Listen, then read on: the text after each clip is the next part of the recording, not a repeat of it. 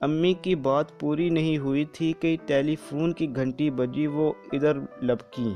جی میں بول رہی ہوں۔ جی ٹھیک ہے، میں انتظار کروں گی۔ جی پتہ بالکل ٹھیک ہے۔ وعلیکم السلام، شکریہ۔ 2 دن بعد صبح صبح ارشد کی آنکھ کھلی تو کروٹ لینے کے بعد اس نے کھڑکی کی طرف دیکھا۔ اس کی نگاہ نکلی شرمیلی پر پڑی تو اسے کچھ تعجب ہوا۔ نکلی شرمیلی کو اس کی بناوٹ کے لحاظ سے جس طرح کھڑکی میں بٹھایا گیا تھا، آج اس کے بیٹھنے کا انداز اس سے ذرا مختلف تھا۔ ارشد نے اسے غور سے دیکھنا شروع کیا تو چند لمحے بعد نکلی شرمیلی اپنی زبان نکال کر اپنے بالوں کو چاٹنے لگی۔ ارشد کی تو چیخ نکل گئی۔ چیخ سن کر وہ کھڑکی سے برآمدے میں کودی اور بھاگ گئی۔ ارشد سہما ہوا کمرے سے باہر بھاگا اور سیدھا امی کے پاس پہنچا۔ امی امی یہ کیا ہو رہا ہے؟ امی وہ نکلی شرمیلی ہے نا، اس میں جان پڑ گئی ہے۔ وہ آپ نے کہا تھا نا سائنس کا کرشمہ، لیکن وہ کہاں؟ امی اپنے کمرے میں بیٹھی مزے لے لے کر چائے پی رہی تھی۔ ارشد کی باتیں سن کر بولی، کیا بہکی بہکی باتیں کر رہے ہو؟ نکلی بلی میں جان پڑ گئی، کیا مذاق ہے؟ چلو میں چل کر دیکھتی ہوں۔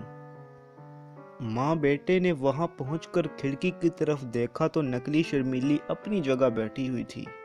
امی نے غصے سے کہا، ارشد کیوں تنگ کرتے ہو؟ میری چائے بھی ٹھنڈی ہو گئی ہے۔ ارشد حیران پریشان کھڑکی کو تکے جا رہا تھا، پھر آہستہ سے بولا، لیکن امی میں نے تو خود دیکھا ہے اسے اپنے بال چاٹتے ہوئے اور بھاگتے ہوئے۔ امی نے مسکراتے ہوئے کہا، ہاں ضرور دیکھا ہوگا، لیکن خواب میں۔ رات کو بستر پر لیٹ کر ارشد دیر تک نکلی شرمیلی کو تکتا رہا۔ وہ سوچ رہا تھا کہ شاید اس میں پھر جان پڑ جائے، شاید وہ کود کر اس کے پاس آ جائے۔ آخر اس نے روشنی بند کی اور سو گیا۔ صبح جوں ہی اس کی آنکھ کھلی، اسے قریب سے آواز آئی، میاؤں۔ ارشد کو اپنے کانوں پہ یقین نہیں آیا۔ اس نے سوچا امی ٹھیک ہی کہہ رہی تھی، وہ خواب دیکھ رہا ہے۔ اس نے آنکھیں بند رکھیں۔ کچھ دیر بعد پھر آواز آئی، میاؤں۔ اب تو ارشد کو آنکھیں کھولنا پڑیں۔ اس نے آہستہ آہستہ آدھی آنکھیں کھول کر کھڑکی کی طرف دیکھا۔ نکلی شرمیلی وہاں نہیں تھی۔ اس نے بستر پر بیٹھے ہوئے آنکھیں ملنا شروع کی۔ سامنے والی کرسی پر کالے رنگ کی بلی بیٹھی تھی، بالکل نکلی شرمیلی کی طرح۔ ارشد جلدی سے اٹھا اور کرسی کے پاس پہنچ کر اس نے بلی کے بالوں میں ہاتھ پھیرنا شروع کیا۔ ہاں یہ تو نکلی ہے، اس کے منہ سے بے اختیار نکلا۔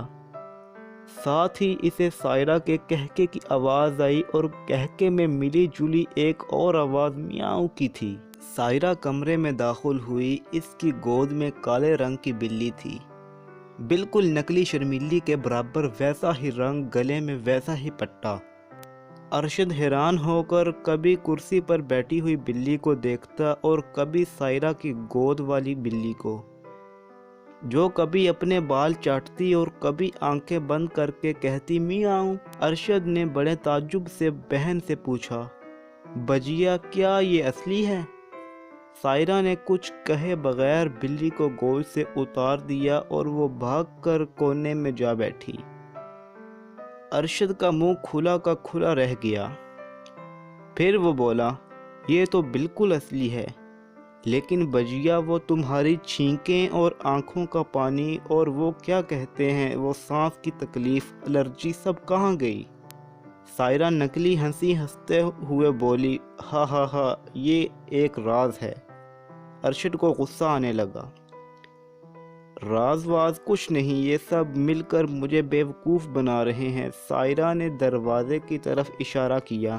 دادا میاں، ابو اور امی اس طرح ایک ایک کر کے کمرے میں داخل ہوئے جیسے کسی اسٹیج ڈرامے کا آخری منظر پیش کیا جا رہا ہو۔ پھر ابو نے بات شروع کی، ارشد بیٹے ہم تمہیں ساری بات پہلے ہی بتا دیتے ہیں، لیکن سائرہ ضد کر رہی تھی کہ ڈرامے میں سسپینس بہت ضروری ہے۔ اس کی بات ماننا پڑی۔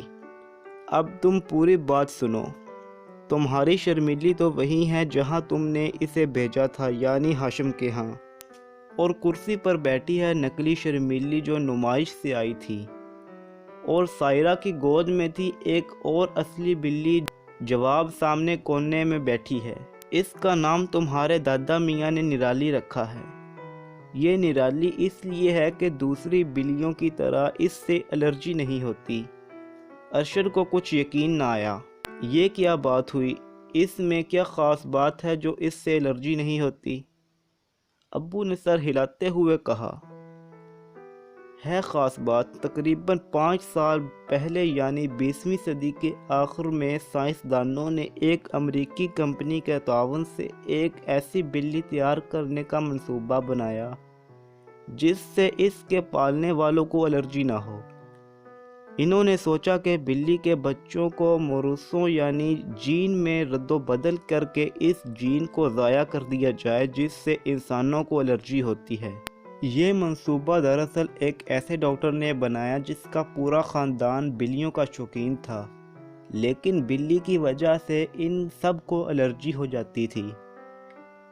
اس ڈاکٹر نے منصوبے پر امریکہ کی ایک یونیورسٹی کے سائنسدانوں نے کام شروع کیا اور چند ہی سال میں وہ ایسی بلی کے بچے پیدا کرنے میں کامیاب ہو گئے جس سے کسی کو الرجی نہ ہوتی ہو۔ سائنسدانوں کا خیال تھا کہ الرجی پیدا کرنے والا یہ مادہ بلی کے جلد کے خلیوں کے جین میں ہوتا ہے، لہذا انہوں نے اس جین کو ختم کر دیا۔ تمہاری امی نے اخبار میں پڑھا تھا کہ اب ایسی بلیاں ہمارے ملک میں بھی پیدا کی جا رہی ہیں اور نمائش میں ان کا سٹال ہے، اسی لیے ہم سب اس دن نمائش دیکھنے گئے تھے۔ تم اور سائرہ تو دادا میاں کے ساتھ تھے، میں نے اور تمہاری امی نے شرمیلی سے ملتی جلتی سیاہ رنگ کی نرالی پسند کی اور اس کا آرڈر دے دیا۔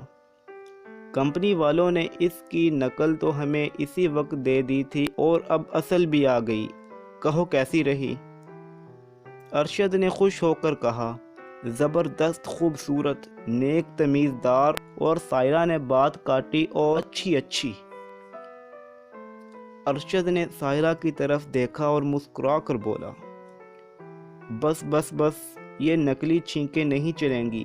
پھر وہ نرالی کو گود میں لیتے ہوئے بولا، بجیا یہ نقلی بلی دادا میاں کے کمرے میں رکھ دو، انہوں نے کہا تھا نا کہ بچہ بوڑھا برابر۔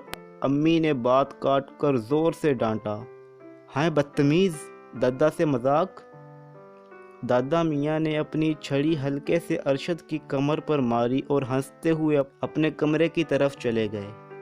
آج کی کہانی اتنی ہی تھی۔ اگر آپ کو یہ کہانی پسند آئی ہے تو میرے چینل کو سبسکرائب کریں، ویڈیو کو لائک کریں۔ اللہ حافظ۔